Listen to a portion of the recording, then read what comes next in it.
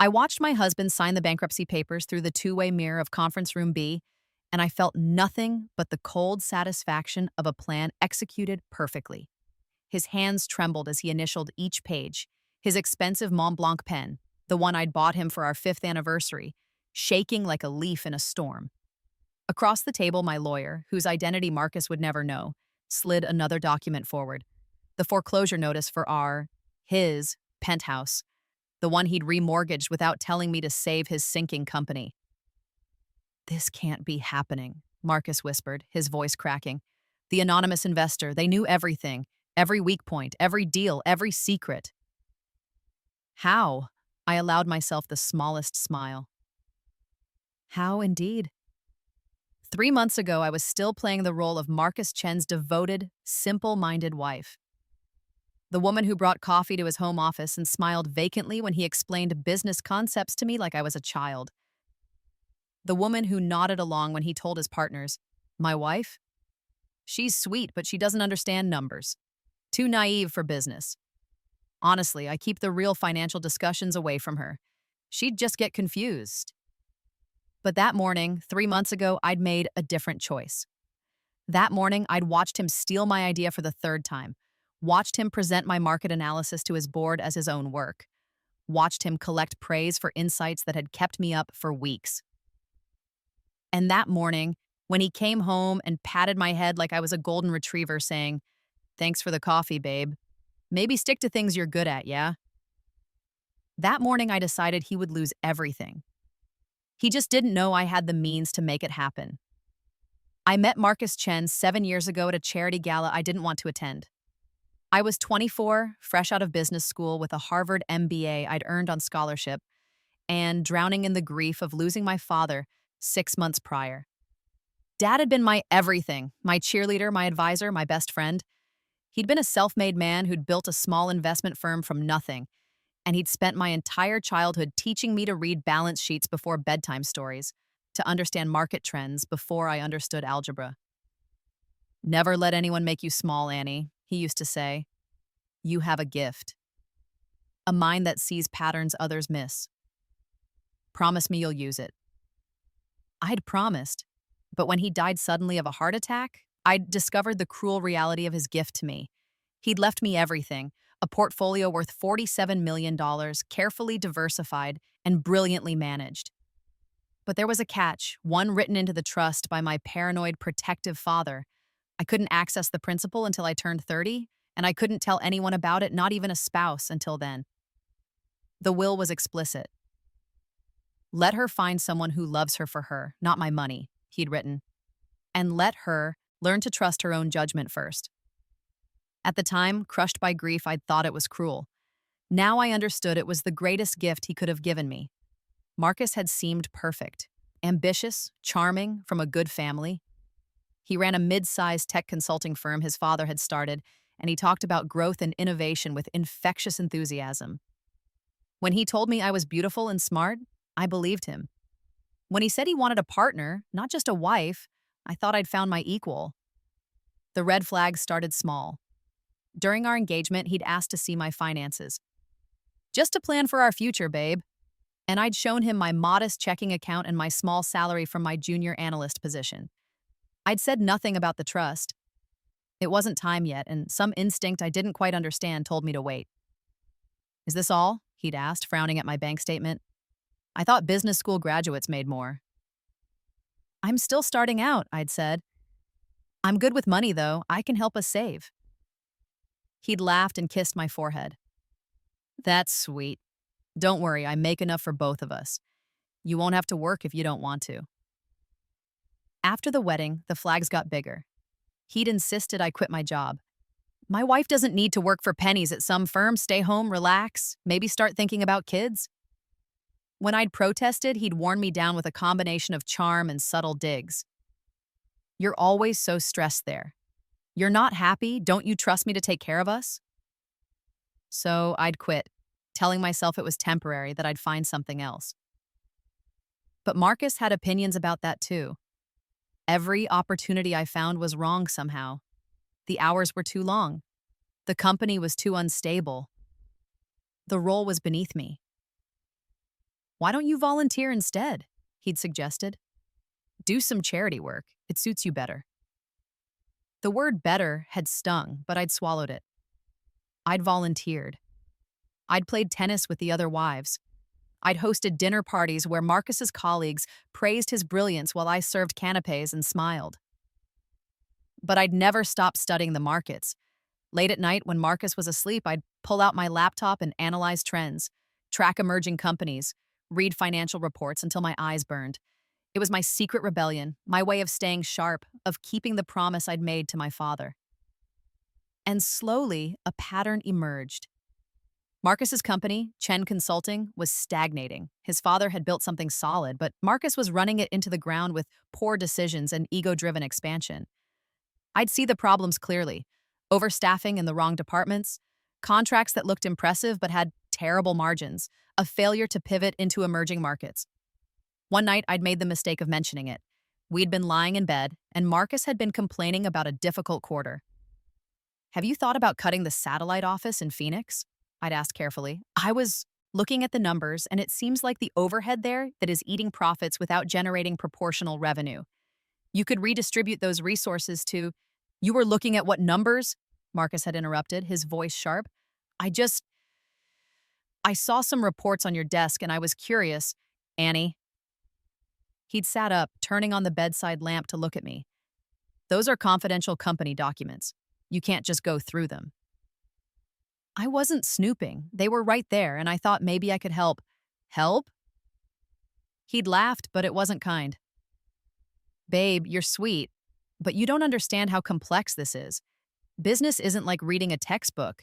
It's instinct, relationships, experience. The Phoenix office is part of a bigger strategy you can't see. But the margins are fine, trust me. He'd kissed my forehead, that patronizing gesture I was learning to hate. I love that you're interested, but maybe stick to things you understand. Like planning the menus for our parties. You're brilliant at that. I'd lain awake for hours after that, burning with humiliation. Brilliant at menus. 26 years old with an MBA from Harvard, and I was brilliant at menus. The Phoenix office had closed 8 months later, exactly as I'd predicted, but by then it had hemorrhaged over $2 million. Marcus never mentioned our conversation. I don't think he even remembered it. It became a pattern. I'd see a problem brewing, a bad contract, a problematic client, a market shift Chen Consulting was failing to anticipate. I'd try to help, gently, carefully. And Marcus would dismiss me with increasing irritation. Why are you so obsessed with my company? Don't you have better things to do than second-guess my decisions? I'm starting to wonder if you actually respect what I do. So I stopped trying to help him, but I didn't stop watching. And I didn't stop learning. I became a ghost in my own marriage, present but invisible. Dismissed but observant. I went to the company holiday parties and listened to the whispered gossip about mismanagement. I met his business partners and saw through their false confidence. I smiled and played dumb while cataloging every mistake, every missed opportunity, every sign that Chen Consulting was a house of cards waiting for a strong wind. And then, 2 years ago, something changed. I'd been at the country club, another volunteer committee meeting I didn't care about, when I'd overheard Marcus talking to his mother in the parking lot. I'd been about to call out to him when I'd heard my name. Annie's fine, Mom. She's happy enough. But no children yet? His mother's voice had been sharp with disappointment. Marcus, you're 35. Your father and I want grandchildren. I know, but honestly, I'm not sure Annie's the right mother for my kids. She's simple, you know? Sweet, but not exactly sharp. I worry about genetics. I'd frozen behind my car keys digging into my palm. Then why did you marry her? His mother had asked. She's beautiful. She's good at playing the wife role. And she was convenient. No career demands, no family drama after her dad died, no complicated finances to merge. Easy. He'd paused. I thought I wanted simple, but lately I wonder if I aimed too low. They'd driven away, and I'd stood there in the parking lot for 20 minutes, something cold and hard crystallizing in my chest. Convenient, simple, aimed too low.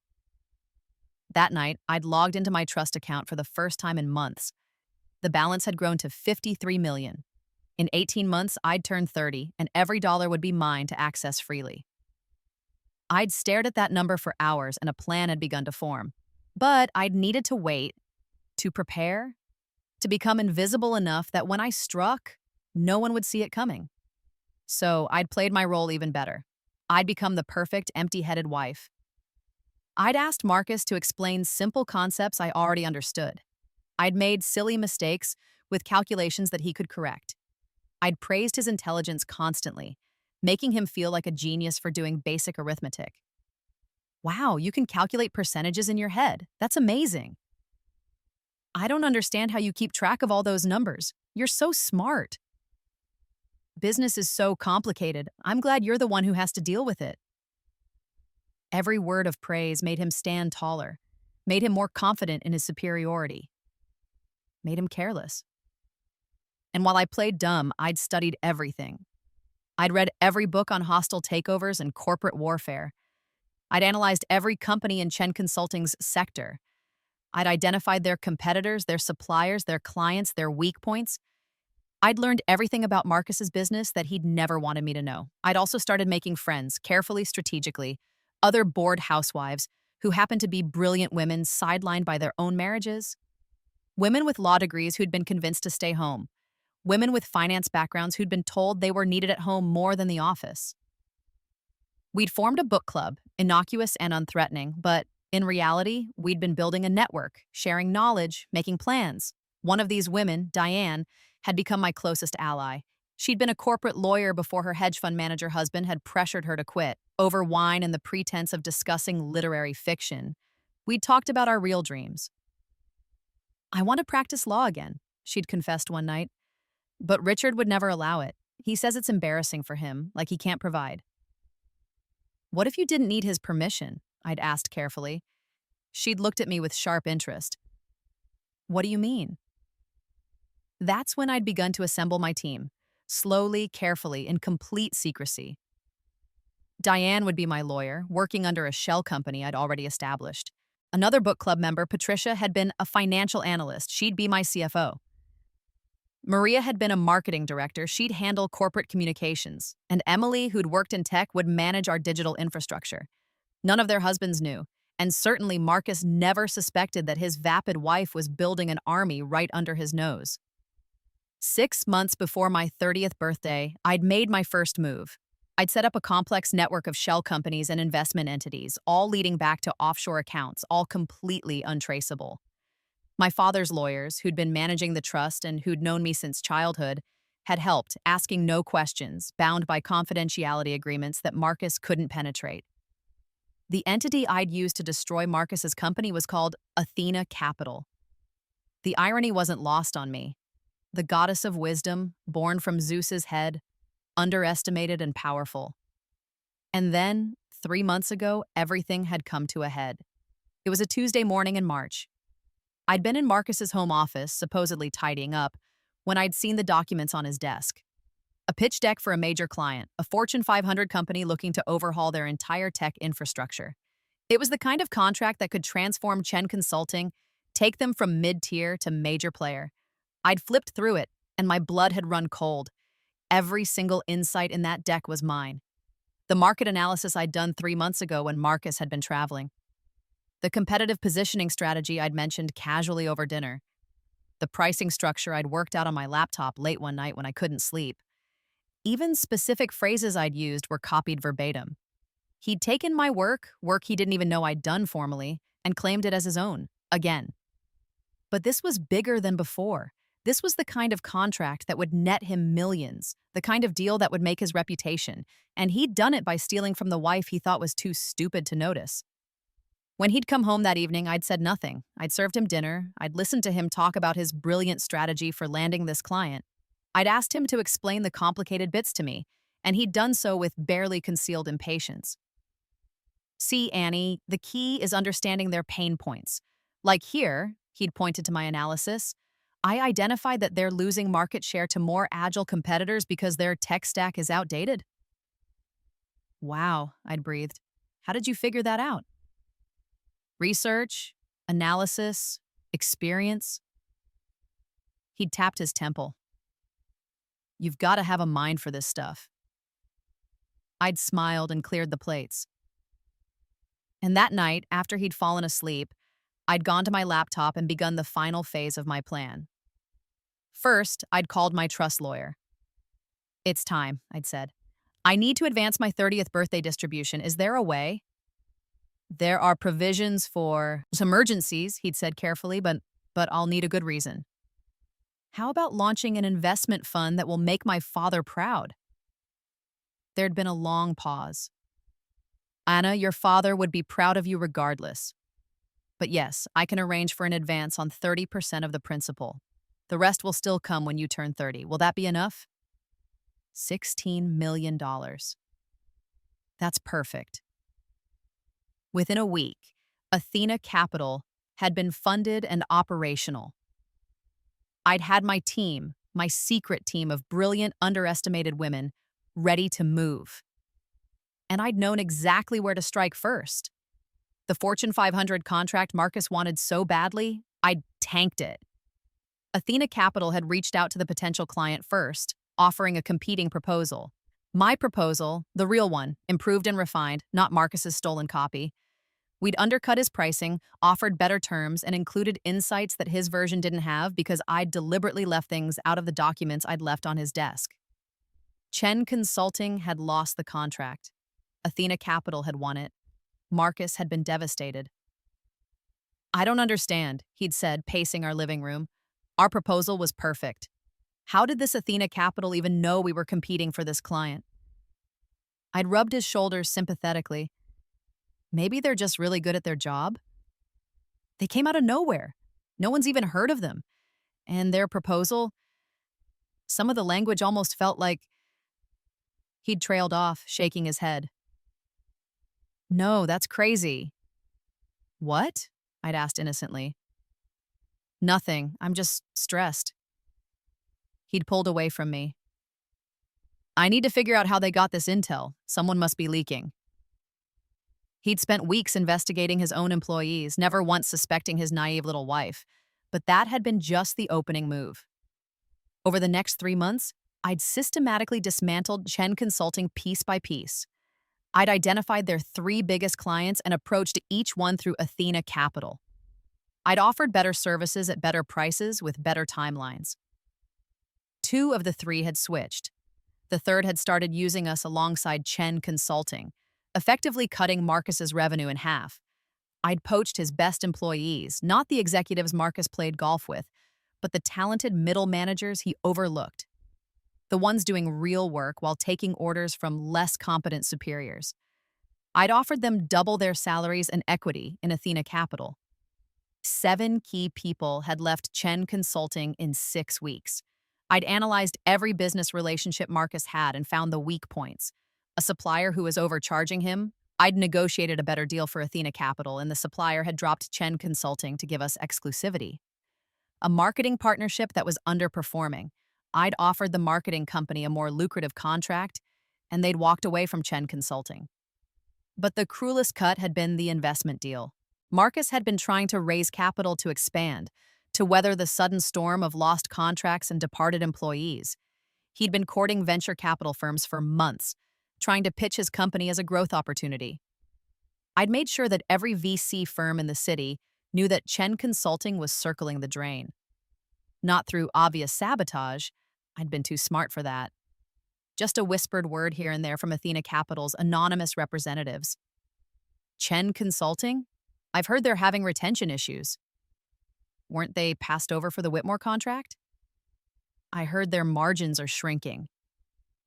The rumors had taken on a life of their own.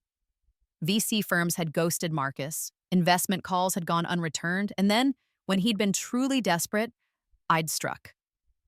Athena Capital had approached Chen Consulting with an investment offer, a generous one, enough to solve all their immediate problems. But the terms had been aggressive. Board seats, voting rights, operational control. Marcus's business partner, David, had wanted to refuse. These terms are predatory, he'd argued in a meeting I'd learned about from one of my moles. They'll own us. But Marcus had been desperate. The company had been hemorrhaging money. Payroll was becoming a problem. His father's legacy was crumbling. "We don't have a choice," Marcus had said. "Without this investment, we're done in 3 months. With it, we live to fight another day. Maybe we can buy them out later when we're stable." He'd signed the deal. Athena Capital had taken a controlling interest in Chen Consulting. And then the real fun had begun. As the anonymous majority shareholder, I'd started making changes. Operational changes, strategic changes, changes that Marcus had fought against at every board meeting but couldn't prevent. We'd brought in new management, people loyal to Athena Capital. We'd restructured departments, cutting the wasteful spending I'd been identifying for years. We'd pivoted the company's focus to emerging markets Marcus had ignored. We'd done everything I'd wanted to do all along, everything he'd dismissed me for suggesting. And Chen Consulting had started to recover. Under my guidance, through my strategy, the company had stabilized and even begun to grow again. But Marcus's role had shrunk. The new CEO, a brilliant woman named Jennifer that I'd recruited, had taken over day-to-day operations. Marcus had been left with a meaningless advisory position, stripped of real power, relegated to the sidelines. His father's company saved by the anonymous investor he hated. His authority stripped away by someone he couldn't identify or fight. His reputation destroyed by his own poor decisions that he could no longer hide behind others' work. I'd watched him unravel from my seat at the country club, watched him drink more at dinner, watched him snap at people who didn't deserve it, watched him become smaller and angrier as the anonymous entity called Athena Capital took everything he thought was his. And through it all, I'd been the supportive wife. I'd held him when he cried. I'd listened to him rage about the invisible enemy destroying him. I'd suggested he see a therapist when the stress became too much. "I don't know how much more I can take," he'd said one night, drunk and defeated. "Athena Capital is ruining my life. They're everywhere. Every deal I try to make, every move I try to make, they're there first. It's like they can read my mind." I'd stroked his hair. "Maybe they're just better at business than you." The look he'd given me, fury and contempt mixing with his usual condescension. "They're not better. They're ruthless. They have no honor. They steal and cheat." The irony had been delicious, but the final phase had only begun last week when I'd turned 30. The entire trust had vested. All $53 million plus growth, now totaling $61 million. Completely under my control. I'd celebrated alone in a coffee shop where Marcus would never think to look for me, with my team of brilliant women who'd made all of this possible. "So, what's next?" Diane had asked, grinning over her cappuccino. "You've already destroyed him professionally." "Now, Ikis," I'd said, pulling out a folder of documents. "We destroy him personally." I'd filed for divorce that afternoon. Not a quiet, amicable split, a brutal one. I'd hired Diane, who'd been running Athena Capital's legal department, to represent me directly. And I'd presented Marcus with a lawsuit that detailed every way he'd controlled me, stolen from me, diminished me over the years. But the real bomb had been the asset disclosure. In our marriage, we'd kept technically separate finances, my modest checking account, his business accounts. But there was a prenup that entitled me to a portion of any marital assets. Chen Consulting, which Marcus still owned shares in despite Athena Capital's majority stake, counted. I'd claimed my portion. And I'd revealed in court documents that would become public record that the anonymous entity he'd been fighting, the investor who'd destroyed and then rebuilt his company, the enemy he'd been raging about for months, was me, his naive, simple, stupid wife. The documents had been served 3 days ago. I'd moved out of the penthouse the same day into a beautiful brownstone I'd purchased with my own money, under my own name.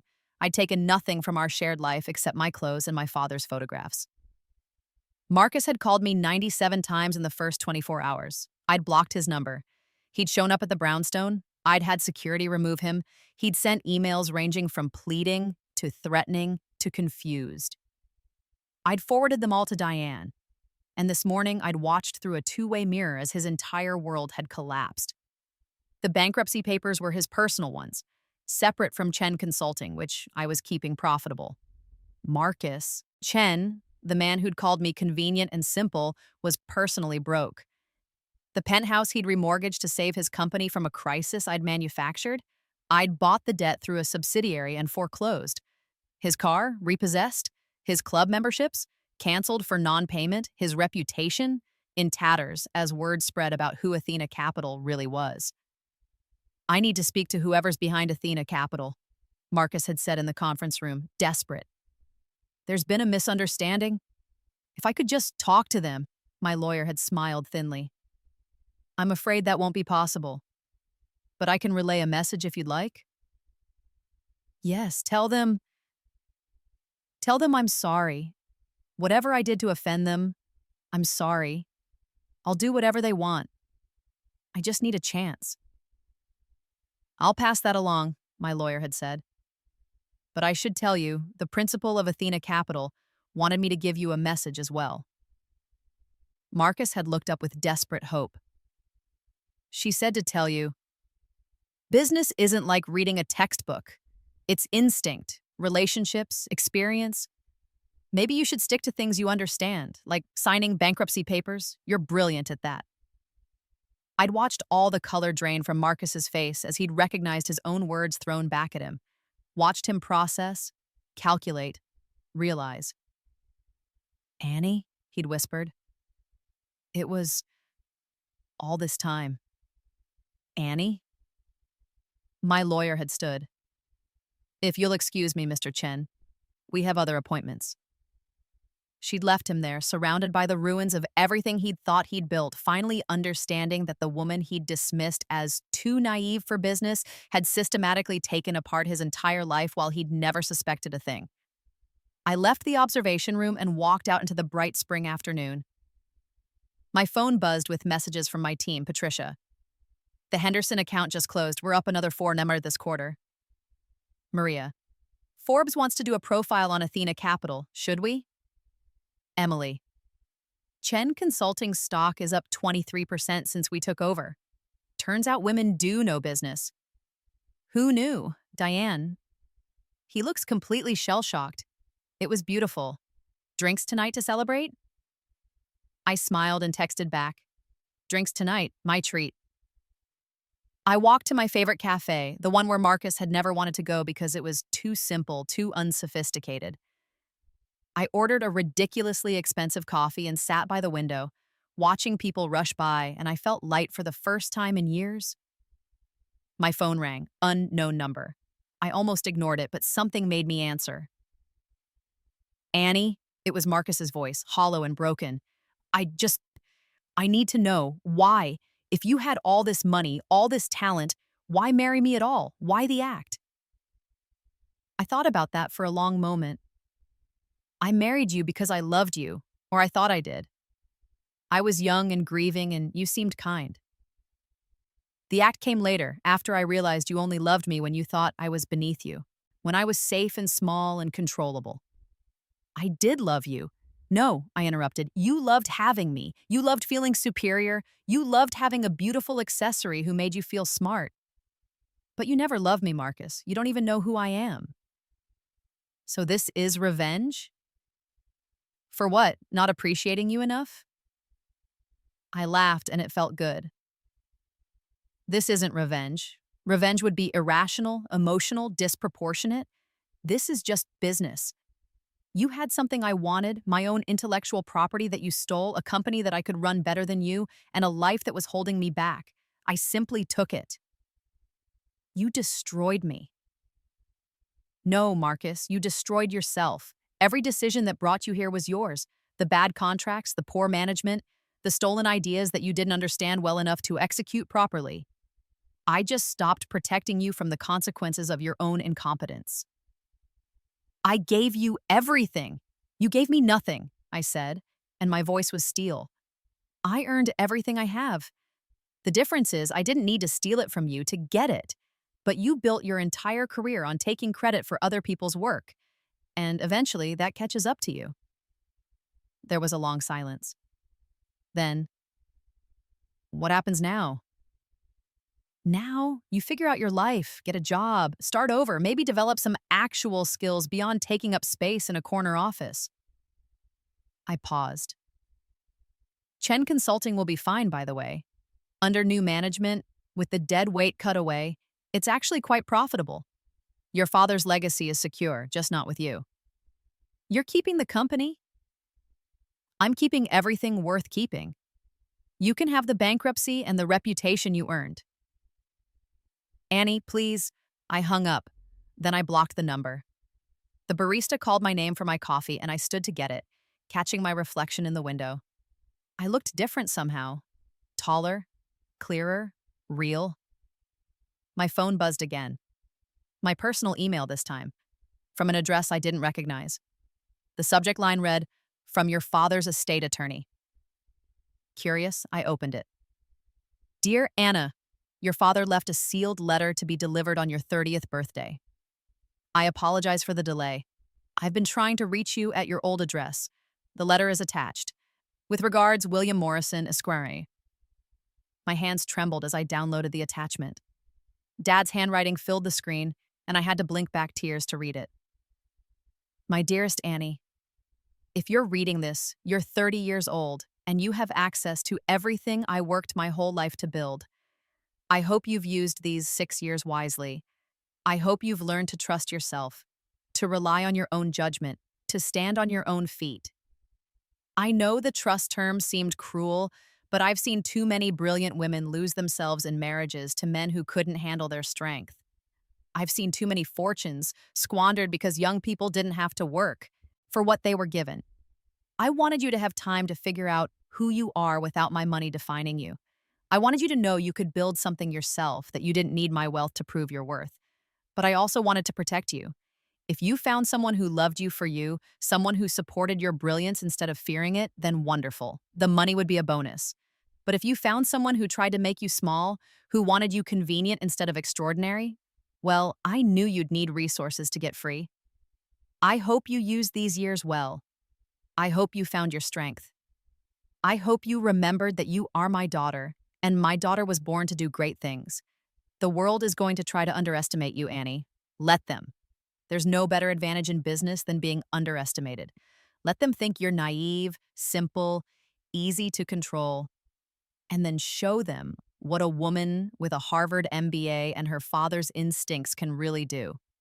I'm so proud of you. I was proud of you when you were born, and I'll be proud of you long after I'm gone. Whatever you've done with this trust, whatever you've built, whatever battles you've fought, I know you've done it brilliantly. Go change the world, sweetheart, and enjoy doing it. All my love, Dad." I sat back down, coffee forgotten, tears streaming down my face. He'd known. Somehow he'd known this might happen. Known I might need protection from someone who wanted me small. Known I'd need time to find my own strength. "I did it, Dad," I whispered to the letter. "I found my strength, and I used it." The next 6 months were a blur of extraordinary growth. Athena Capital became one of the most talked about investment firms in the country. The story of the anonymous female investor who'd taken down her condescending husband became a media sensation. Forbes did their profile. Then Harvard Business School asked me to speak. Then I was on the cover of Fortune magazine with the headline, "The Power of Being Underestimated." I didn't hide anymore. I did interviews. I spoke at conferences. I told my story. And everywhere I went, women approached me with their own stories of being dismissed, belittled, told they were too emotional or too naive or too complicated for business. "Start your own firm," I told them, "or join mine." Athena Capital started an incubator specifically for businesses founded by underestimated women. We provided seed funding, mentorship, and a network of support. Within a year, we'd launched 43 new companies. Within 2 years, 17 of them had become multi-million-dollar successes. The book club became a formal network, the Athena Alliance. Diane opened her own law firm specializing in women's financial advocacy in divorce. Patricia launched a financial consulting business. Maria's marketing agency became the go-to for women-owned businesses. Emily's tech company revolutionized secure communications for professionals, leaving abusive relationships. We built an empire of competence and excellence, proof that the women who'd been told to stay small were actually giants waiting to rise. Chen Consulting thrived under Jennifer's leadership. We took it public 2 years after I took control, and the IPO made all our early employees wealthy. Marcus's father's legacy became stronger than it had ever been under his son's management. As for Marcus himself, I honestly didn't keep close tabs. I knew he'd moved in with his mother for a while. I'd heard he eventually found work at a mid-level position at a competitor's firm, doing the kind of grunt work he used to delegate. I'd seen his LinkedIn profile once by accident. He'd removed his education credentials and most of his work history, presumably because the gaps and failures told their own story. One of my friends told me he'd been at a networking event, trying to pitch some idea, and when someone asked if he was related to Chen Consulting, he'd said no. He'd disowned his own family company rather than admit his ex-wife had saved it. I felt nothing when I heard that. Not satisfaction, not pity, not anger. Just a distant recognition that someone who'd once been important to me was now irrelevant. The divorce was finalized a year after I'd filed. I'd gotten everything I'd asked for, my portion of Chen Consulting, the brownstone, full rights to Athena Capital's operations. Marcus had gotten his freedom and a strict non-disclosure agreement preventing him from publicly discussing the details of our marriage or my business operations. The day the divorce was final, I took myself to the nicest restaurant in the city. The one Marcus had always insisted was wasted on me because I wouldn't appreciate the wine list. I ordered the most expensive bottle they had and drank it alone, savoring every sip. My phone buzzed. A message from my team group chat. Diane, legal just confirmed, divorce is done, you're free. Patricia Pye, Q4 projections are in, Athena Capital is up 47% year over year. Maria, just landed the Morrison account, we're officially the top marketing firm in the city. Emily, Tech Weekly named us the most innovative cybersecurity company of the year. I smiled and raised my glass to the empty table across from me. To the ghost of the woman I used to be, the one who'd made herself small to fit into someone else's idea of who she should be. We did it, I whispered. We became extraordinary. 5 years later, I stood in the Harvard Business School auditorium, preparing to give the commencement address. At 35, I was the youngest woman ever invited to speak at graduation. Athena Capital was now a multi-billion-dollar firm. I'd been named one of Fortune's most powerful women. I'd written a best-selling book about business strategy and resilience. But more than any of that, I was happy. Genuinely, completely happy.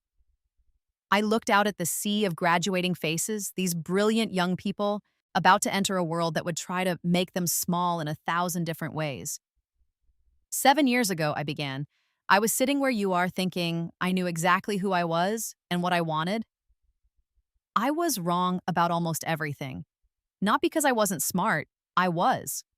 I had the same education you're getting. I had talent and drive and ambition. But I didn't yet know the most important thing you'll need to succeed. I didn't know how to protect my own strength. I paused, making eye contact with a young woman in the front row who was leaning forward, hanging on every word. Some of you will be fortunate. You'll find partners, employers, mentors who celebrate your brilliance and push you to be more, not less. Treasure those people. Build your life around them, but some of you will encounter the others, the ones who want you convenient instead of complicated. The ones who love your potential as long as it stays potential. The ones who need you to be less so they can feel like more. And those people are more dangerous than any business competitor you'll ever face because they'll make you question your own worth. The auditorium was silent. Everyone was listening. Here's what I learned the hard way. The greatest advantage you'll ever have in business is being underestimated. Let them think you're naive. Let them explain simple concepts to you.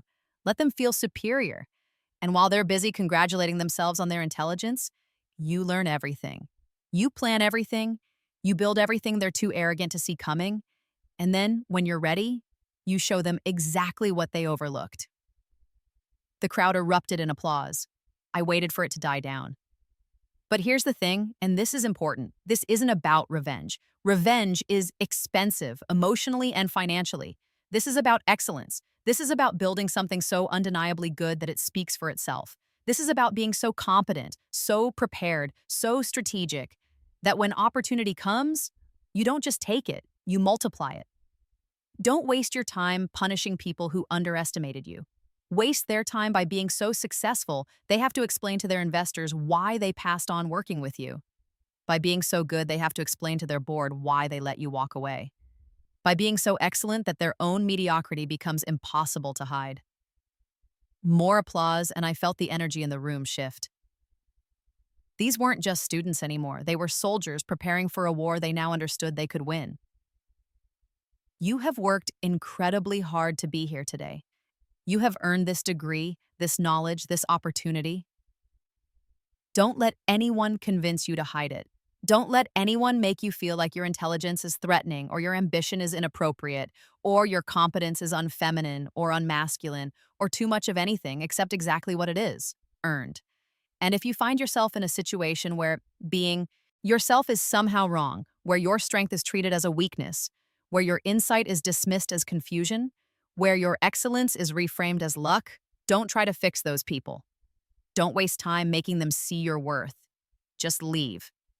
Build your own company, start your own firm, become your own boss, and do it so well that they spend the rest of their careers explaining why they lost you.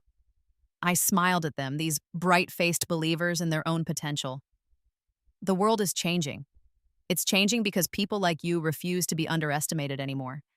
It's changing because we're building new companies, new industries, new definitions of success that don't require us to play small to play at all. So go out there and be naive, be simple, be whatever they need to feel secure, and then be excellent, be strategic, be the best in your field. Show them that the person they underestimated was actually the most dangerous competitor they never saw coming. Your Harvard MBA, that's your weapon. Your intelligence, that's your shield. Your willingness to be underestimated, that's your secret advantage. Use them all. Build something extraordinary and enjoy every minute of watching people realize they should have taken you seriously from the start. Congratulations, class of 2030. Go change the world. The applause was deafening. Students jumped to their feet. Some were crying. Others were fist-pumping the air. And I looked out at them and thought, this is what winning looks like. Not the money, not the revenge, not even the satisfaction of proving Marcus wrong. This, inspiring other people to refuse to be small, building a world where women like me don't have to spend 7 years pretending to be stupid to survive their own marriages, creating a future where too naive for business is a punchline, not a prison sentence. Afterward, there was a reception. Alumni, faculty, current students, all wanting to talk, to network, to share their own stories of being underestimated and undervalued. A young woman approached me, nervous but determined. Ms. Chen, or I guess you go by your maiden name now? Ms. Wu?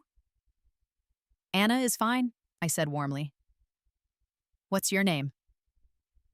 Michelle. I'm graduating today with a focus in venture capital, and I wanted to thank you. I've been in a relationship with someone who constantly questions my business judgment, and hearing your speech made me realize I've been making myself smaller to accommodate him. What are you going to do about it? I asked. She squared her shoulders. I'm going to stop. And if he can't handle the real me, then he's not the right person. Good, I said. Do you have a job lined up? I have a few offers, but nothing I'm excited about. I pulled out my card. Email me your resume. Athena Capital is always looking for talented people who refuse to be underestimated. Her eyes went wide. Really? Really, but Michelle, when you email me, don't downplay your accomplishments. Don't soften your achievements. Give me the full picture of how brilliant you are. That's the version I'm interested in hiring. She nodded, clutching my card like it was made of gold. I will. Thank you. Thank you so much. As she walked away, I felt a hand on my shoulder. I turned to see Professor Reeves, who'd taught my corporate strategy class 7 years ago. Hell of a speech, Anna, she said with a grin. Though I have to say, I'm not entirely surprised by your success. No? I always knew you were brilliant. But in class, you had this way of letting the loudest students take credit for ideas you'd clearly thought of first. I used to wonder why you were sharper than most of them. Now I understand. You were already learning to use underestimation as a weapon. I laughed. Actually, back then, I was just intimidated. The weaponization came later. Well, you've mastered it now. Your firm is the talk of the business community. She lowered her voice. Can I ask you something? That ex-husband of yours, do you ever regret how hard you came down on him? I considered the question seriously. Did I? No, I said finally. Not because I enjoyed destroying him. I didn't, actually. The satisfaction was much quieter than I expected. But because he needed to face real consequences for the first time in his life. Marcus spent his entire career taking credit for other people's work, dismissing anyone he deemed beneath him, and coasting on his father's legacy. What I did wasn't cruel, it was corrective. He's now working at a firm where he has to actually perform, actually contribute, actually earn his position. That's not revenge. That's just accountability. Professor Reeves nodded thoughtfully. And the company, Chen Consulting? It's thriving. We took it public, it's profitable, it provides good jobs for hundreds of people. Marcus's father's legacy is secure, just not in the hands of someone who would have run it into the ground through ego and incompetence. I think that's the best possible outcome. You saved the company by taking it from him? I saved the company by managing it properly. The taking it from him part was just necessary to do that. She smiled. Remind me never to get on your bad side. It's easy to stay on my good side, I said. Just treat people with respect, value their contributions, and don't steal their work. It's actually a very low bar. That night, I returned to my brownstone, the one I'd bought with my own money, decorated to my own taste, filled with my own things, no compromises, no explanations needed, no one to tell me my preferences were wrong or unsophisticated. I poured myself a glass of wine and stood at the window, looking out at the city lights. My phone buzzed. An email from Michelle, the student I'd met at the reception. Her resume was impressive, exactly as good as I'd suspected. But what caught my attention was the cover letter. Dear Anna, you told me to give you the full picture of how brilliant I am, so here goes. I graduated top 5% of my class while working 3 part-time jobs to pay for school. I wrote my thesis on emerging markets in sustainable technology, and it was published in the Journal of Applied Economics. I speak 4 languages. I've already identified 17 investment opportunities in undervalued companies run by women and minorities that I'm convinced will be the next major success stories. I'm also done pretending to be less than I am to make my boyfriend comfortable. I broke up with him tonight, and I've never felt freer. If Athena Capital is interested in someone who refuses to be small anymore, I'm interested in Athena Capital. Respectfully and hopefully, Michelle Zhang. I smiled and hit reply. Michelle, welcome to Athena Capital. Start date is 2 weeks from Monday. We need that fire. Best, Anna. This was the legacy I was building. Not just a successful company, but a movement, a generation of women who refused to diminish themselves. A world where being underestimated was a strategy, not a sentence. I thought about Marcus sometimes, in the abstract way you think about a chapter of your life that's firmly closed.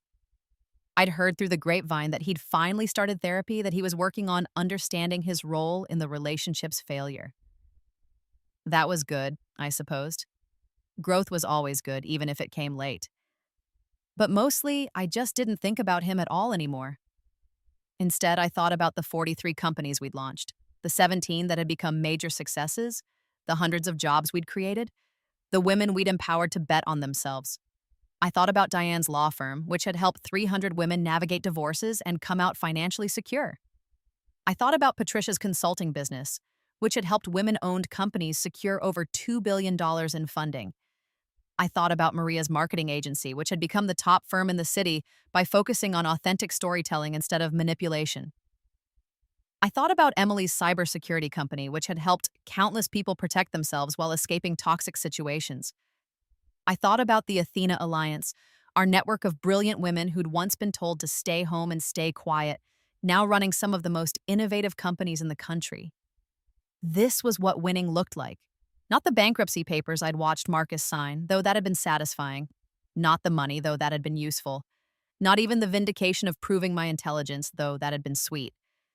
Winning looked like building something better than what existed before, creating opportunities where there had been roadblocks, turning underestimation into advantage and advantage into empire. My father had been right. The world did try to underestimate me. They tried to make me small, convenient, simple. And I'd let them, right? Until I'd shown them exactly what they'd overlooked. I raised my glass to my reflection in the window. To the naive girl Marcus had married, who'd never really been naive at all. To the brilliant woman my father had raised, who'd just needed time to find her power. To the CEO I'd become, who'd built an empire while playing dumb. Cheers, I whispered, to being too naive for business. And then I laughed because we'd proven just how naive that assumption had been. Outside my window, the city glittered with possibility. Somewhere out there, other women were being told they were too soft, too emotional, too naive, too much, or not enough of something. Being told to stay small, stay quiet, stay convenient. And maybe, just maybe, they were listening, taking notes, building strength in secret, preparing to show the world exactly what they were capable of. I hoped so, because there's no satisfaction quite like the look on someone's face when they realize the person they underestimated was actually the most dangerous player in the game all along. And I should know. I'd seen it on Marcus's face in that conference room when he'd realized his naive, simple wife had systematically dismantled his entire life while he'd never suspected a thing. I'd seen it on investors' faces when Athena Capital outperformed their expectations quarter after quarter. I'd seen it on competitors' faces when we kept winning contracts they thought were locked up. And I'd keep seeing it for the rest of my career every time someone made the mistake of thinking I was anything less than exactly what I'd always been, my father's daughter, Harvard-educated, strategically brilliant, magnificently underestimated, and absolutely unstoppable. The end.